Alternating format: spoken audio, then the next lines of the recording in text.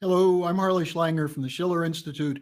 Welcome to this week's webcast featuring our founder and president, Helga Zepp-LaRouche.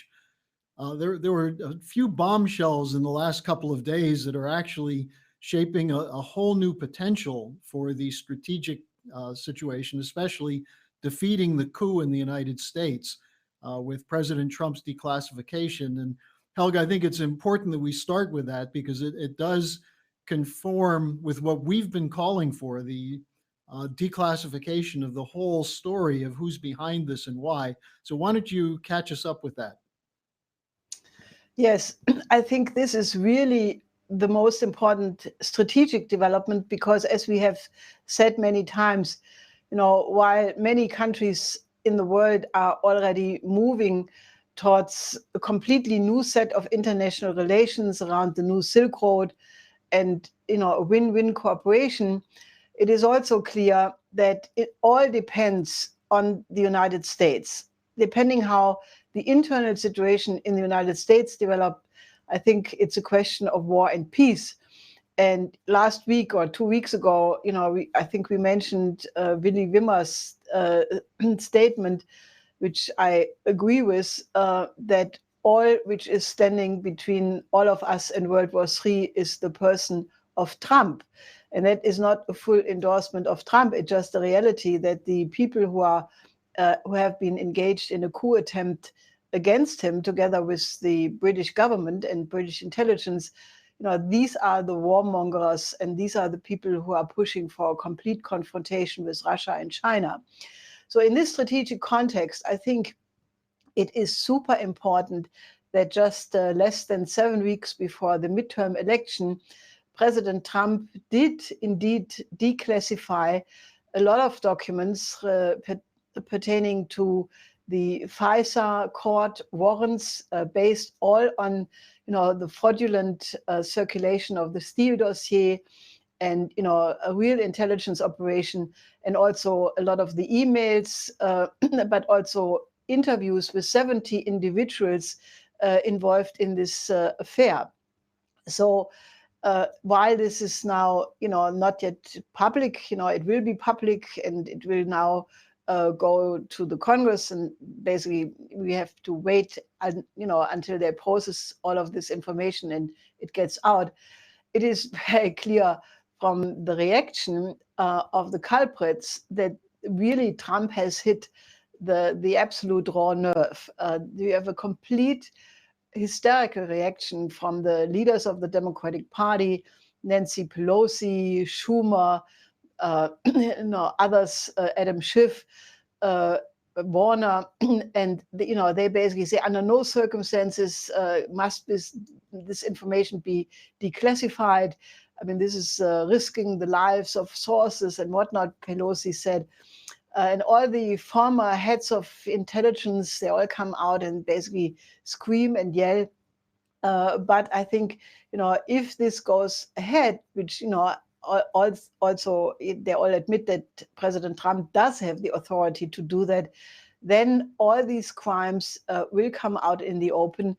And, the role of British intelligence will be absolutely crystal clear that there was no Russia collusion, but that there was indeed criminal collusion between the Democratic Party apparatus, the heads of the intelligence of the Obama administration, and a foreign power, namely Great Britain. And I think Trump is absolutely correct when he said, that this is going to be one of the proudest accomplishments of his presidency, because this whole apparatus was a cancer which was, damaging the United States for a very long time. So this is big, and I find it really scandalous that something which very well could be the biggest scandal in the history of the United States is not being reported widely by the international media. If they report it, it's twisted and has a spin, and normal people who don't follow this in depth have no way of understanding the significance of this. I know that this is not so in the United States, but for example, the German media, I was really looking, and they hardly have anything about it at all, which tells you something, that it's not just fake news what they report, it's especially the suppression of really big stories, which is how they try to manipulate the population. So this is big. Well, Helga, even in the United States, after the first day, the coverage fell off dramatically, given the importance of this. The Hill ran an interview with Trump where he made these comments about the greatest scandal.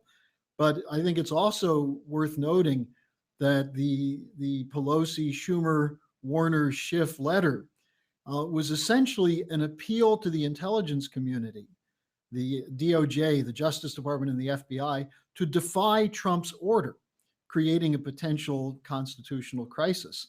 Now, the other part of this is that we have called for, LaRouche PAC has called for declassifying the other part of this, which is the British documents, the emails, communications between the British and people like Brennan and Clapper and others.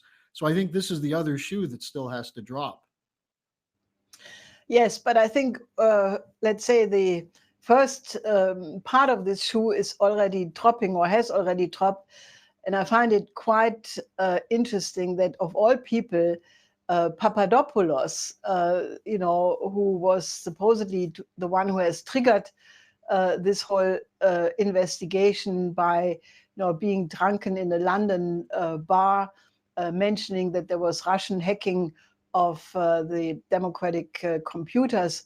So this Papadopoulos 2 days ago gave a lengthy interview in Fox TV, which I would advise all of you, our viewers and listeners, to make the effort and listen to this, because it's really revealing.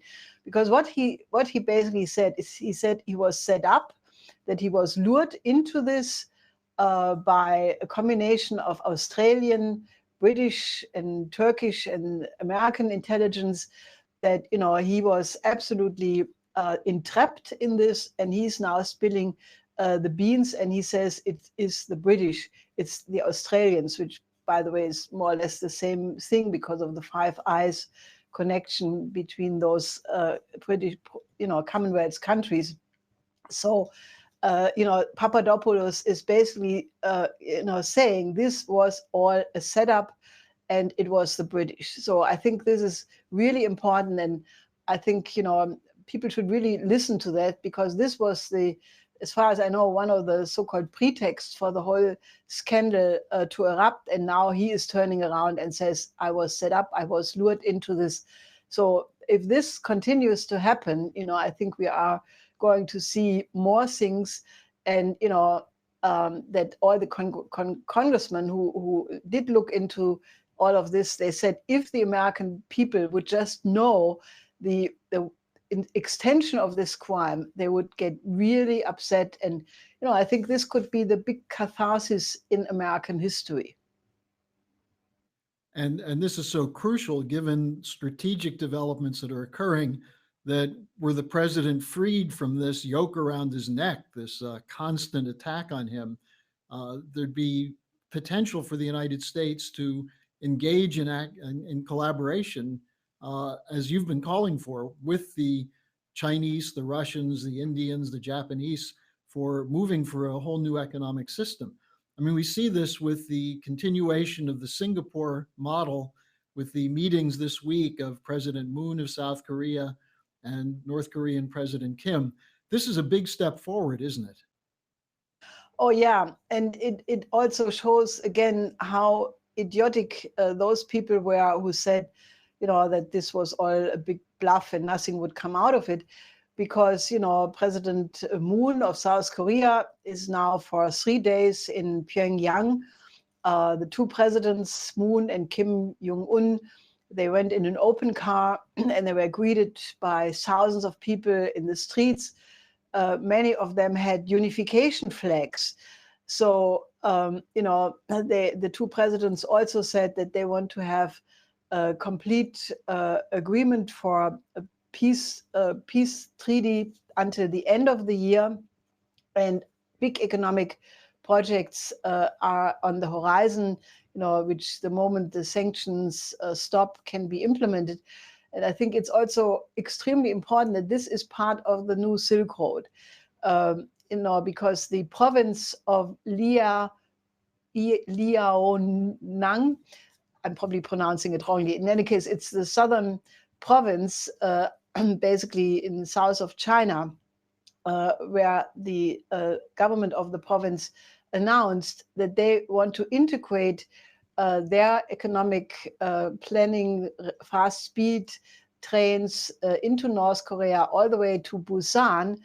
And that way, the Korean peninsula becomes fully integrated in the Belt and Road Initiative.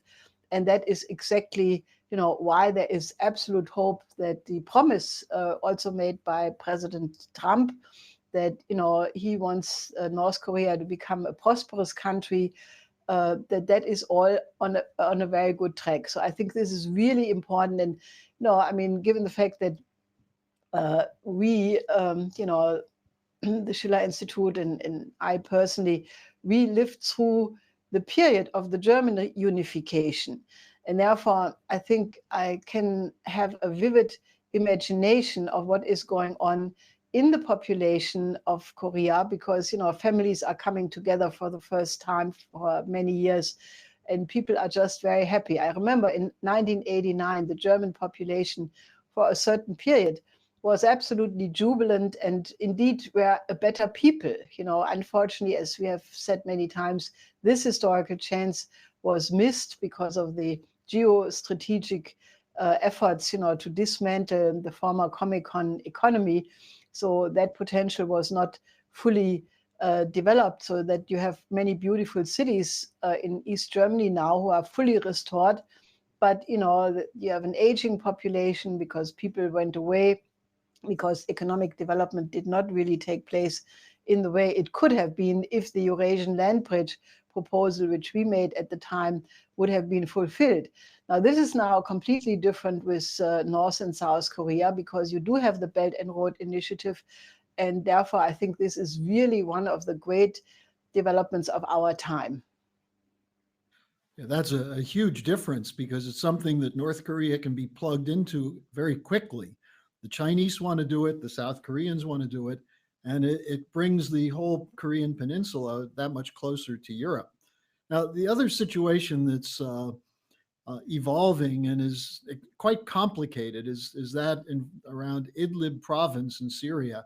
You had, last time we did a webcast, we'd just been talking about Nikki Haley and John Bolton making threats against Russia and Syria over the alleged use of, or planned use of, chemical weapons, the civilian slaughter that was about to take place.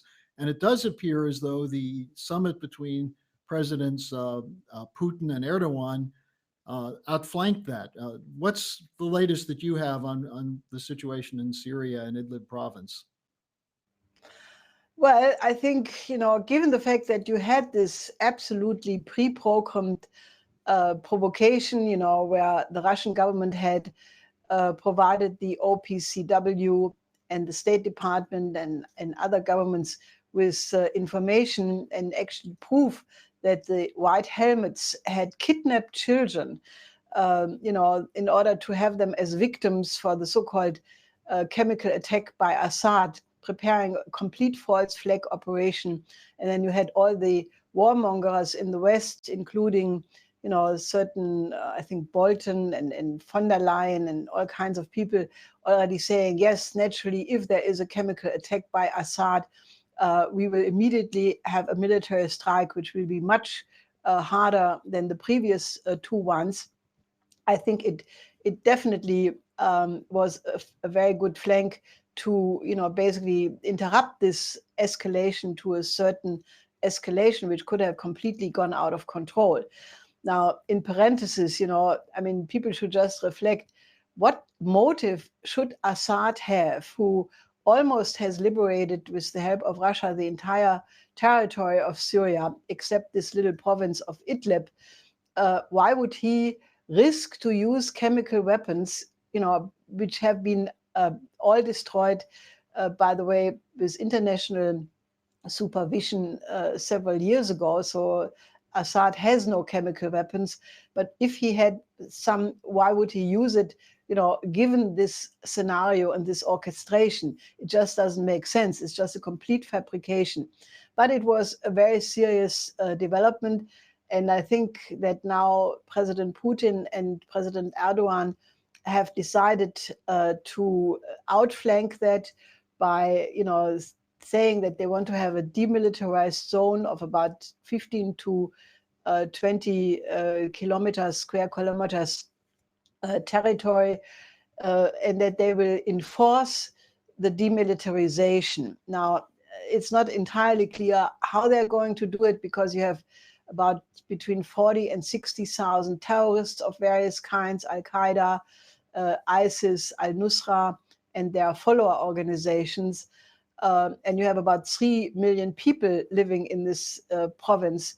So it obviously is a tedious and dangerous entertainment, but effort. But I think if the Turkish and the Russian military are working together, and obviously Russia has the control over the airspace of this province, I think it can be done. I don't know exactly what the modalities are going to be, but I think it definitely has derailed this extremely dangerous escalation. But we have to see for the details how this is going to evolve.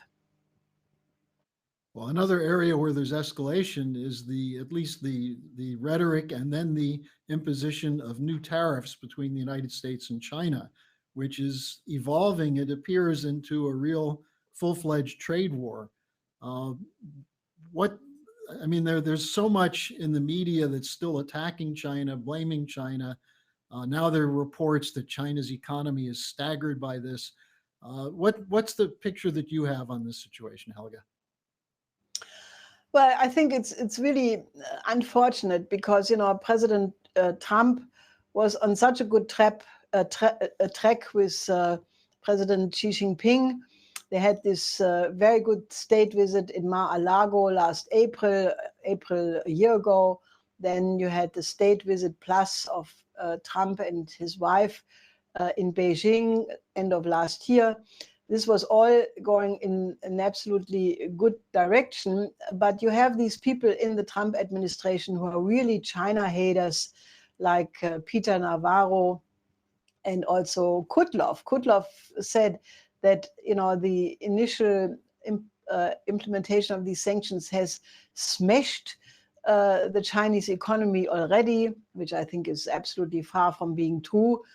And he also said that I think Navarro said, or one of them said, that the Chinese have run out of bullets already, which is really stupid, because naturally after Trump announced another 200 billion worth of imports, which will be imposed with sanctions.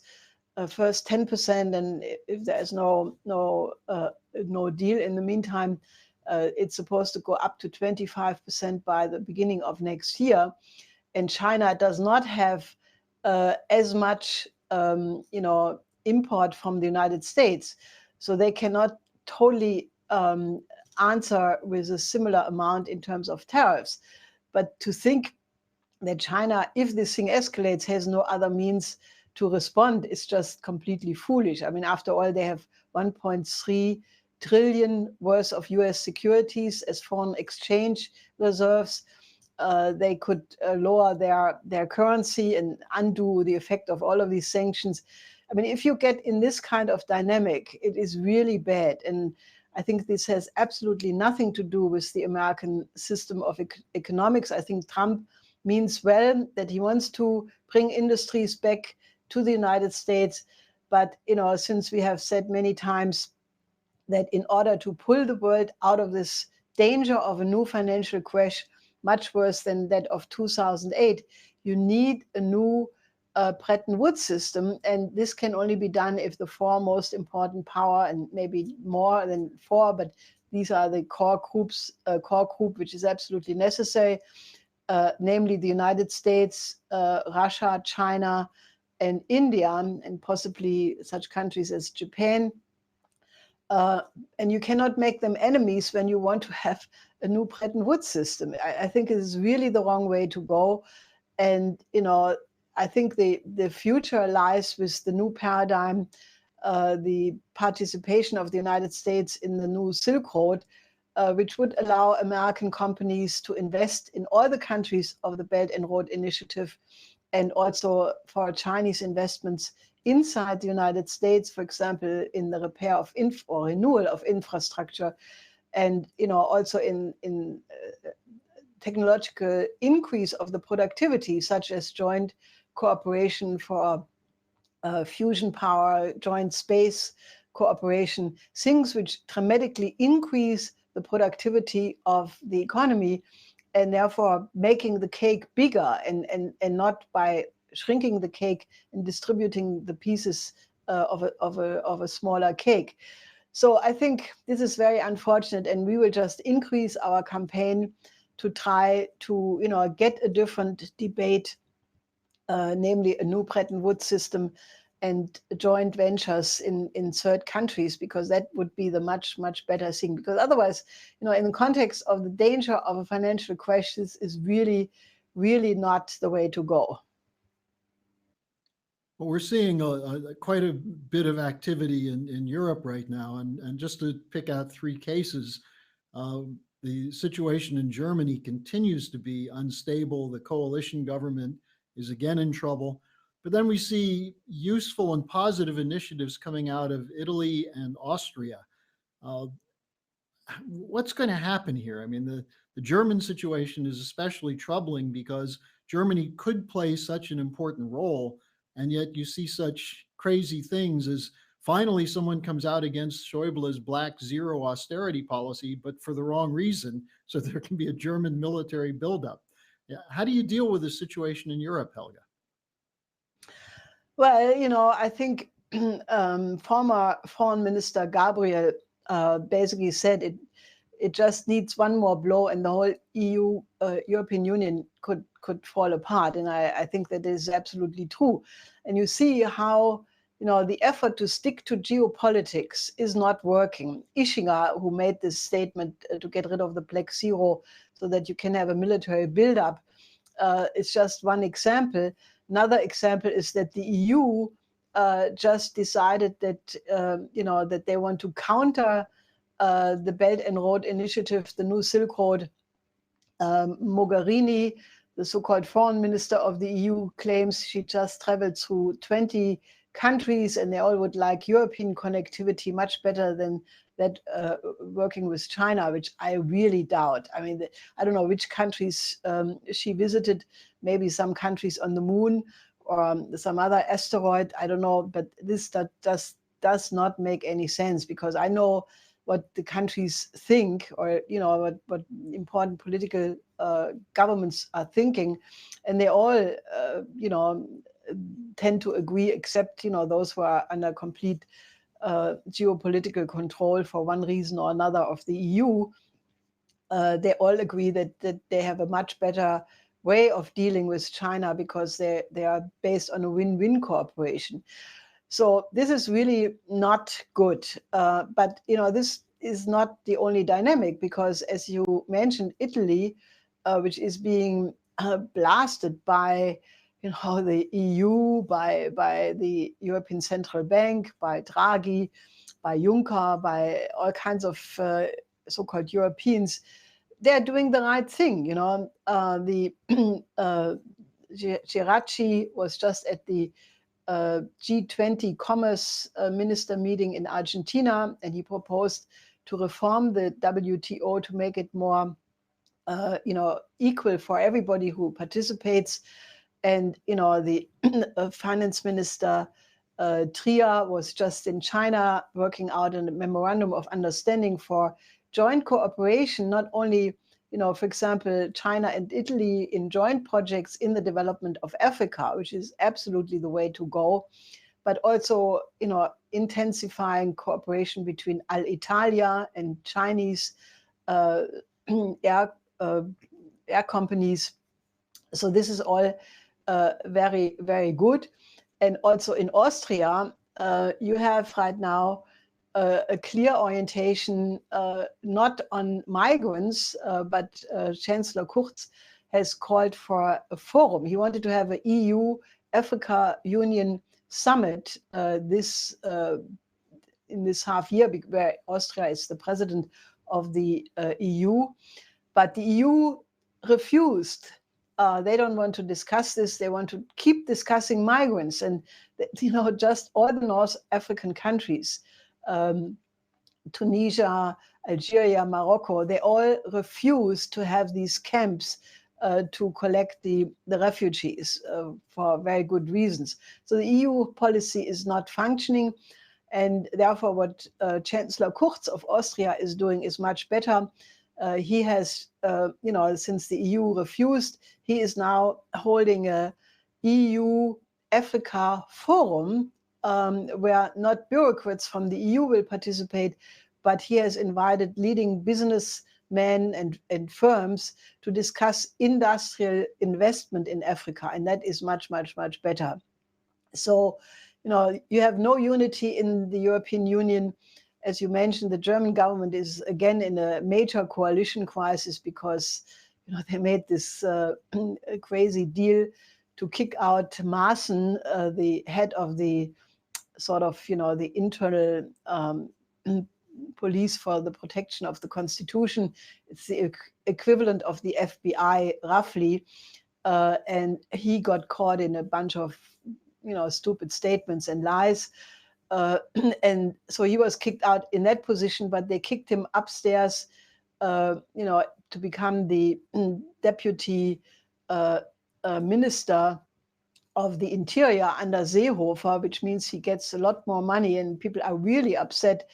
Now, it's clear the SPD was involved in making this deal, so therefore that they are now all protesting this and say this is outrageous. Is just a phony theater, because everybody knows Andrea Nahles must have been involved in making this deal. So I don't know what will come out of this coalition, but they're all suffering from their inability to correct the mistakes of their policy, because that you have such a strong populist right wing, or even worse than right wing, movement now in Germany in the form of the AfD is the result of the wrong economic policies, because many people, it's not just that they oppose the migrants, it's because they feel that economically they were sidelined and they had basically only disadvantages from, the policy of the Black Zero and globalization and all of this. So the German government clearly is unable to reflect on why all of this is happening. And I don't think this is the end of it. I think all of this means Europe is drifting apart further.